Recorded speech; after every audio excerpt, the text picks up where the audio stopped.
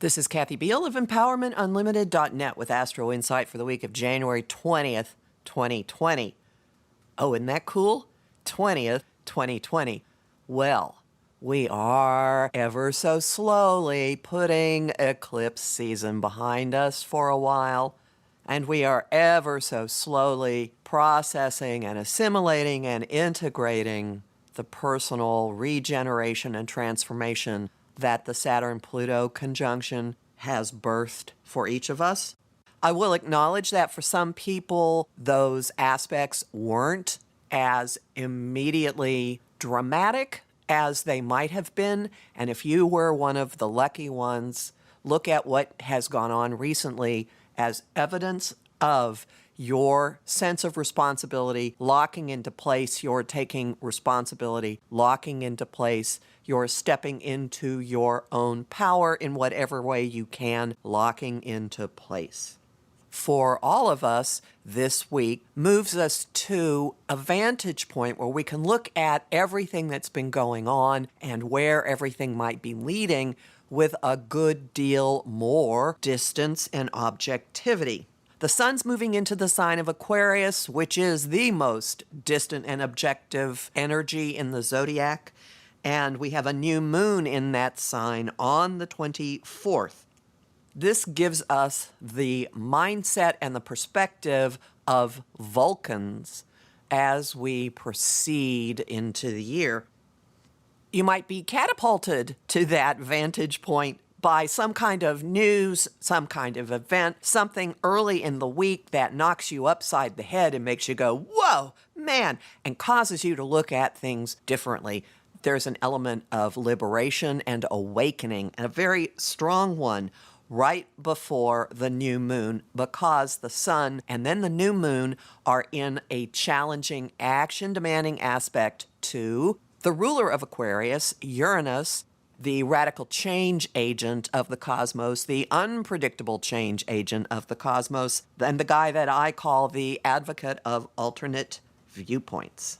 I don't have to tell you to be on the lookout for plot twists and monkey wrenches and surprises and insights and epiphanies, because they will be impossible to miss. They will hit and you will go, ow, oh, huh. Actually, it might not hurt, but it will be kind of shocking, kind of startling. And if you let go of your grip, of your perception of yourself or your position or whatever you think is unfolding in your life, there's a gift for you in that break. And while you're up there at that more elevated vantage point, looking at everything and seeing things that you possibly didn't see before or recognize for what they were before, while you're up there, notice how your gaze is also going to go to the heavens. And while you're in your Vulcan, I will examine and evaluate everything mode, notice how a part of you also is being very dreamy and soft and escapist and I want. And notice how there's an aspect of your life that's kind of floating off into, what's this? A Hallmark Channel movie? Or at least wishing for one. This is an excellent time to ponder what you would really like to have in your life and to be open to a doorway, be open to an opportunity having to do with something that's really important to you. Could be love, could be inspiration. This is a profoundly productive time to percolate creative projects and to get guidance and insight that has nothing to do with your logical mind.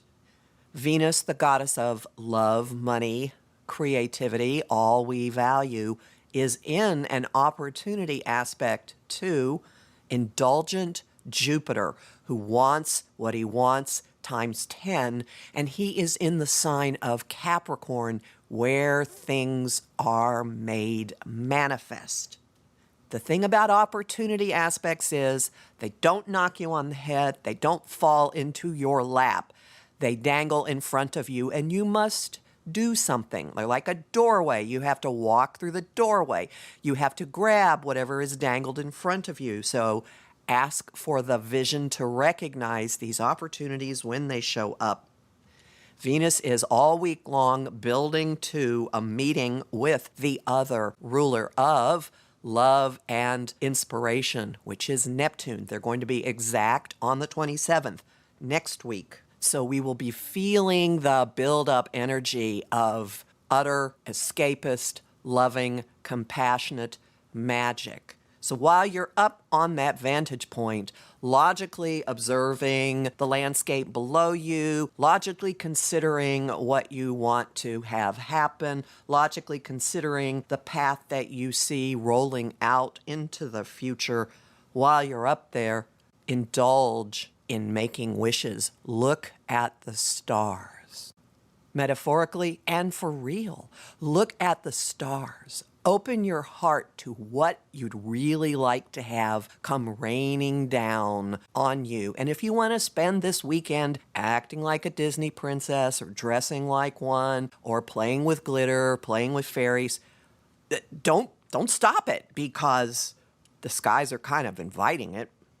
And right before Venus meets Neptune, right before the two rulers of love, earthly and higher, fuse, Venus and Mars spark.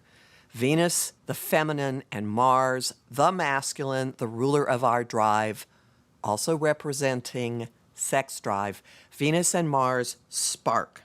Venus says what she wants. Mars's job is to go and get it, to do her bidding. So desire and motivation push us into action, possibly push others into action. We aren't just going to sit on the elevated vantage point and wish and dream. We will do something to make our dream come into reality. You might find yourself on a creative tear, then again, on some other type of pursuit. Have fun with it. Homing thought of the week. Show me the bigger picture. Song of the week, When You Wish Upon a Star, sung by the ever-charming Jiminy Cricket. And the image of the week is sitting in a window seat of an airplane and looking out onto a familiar city below the plane. You'll find more about all this in my forecast for the Aquarius new moon, which is up at my site, empowermentunlimited.net, where you can get my guide to 2020, sign up for my newsletter, and book a session with me. You'll find lots of bonus content at patreon.com/Kathy Biehl. You'll find me on Facebook at Empowerment Unlimited and in the group, the Astro-Insight Lounge, on Instagram at KA Biehl, and on YouTube at the Professional Aquarian channel. Talk to you next week.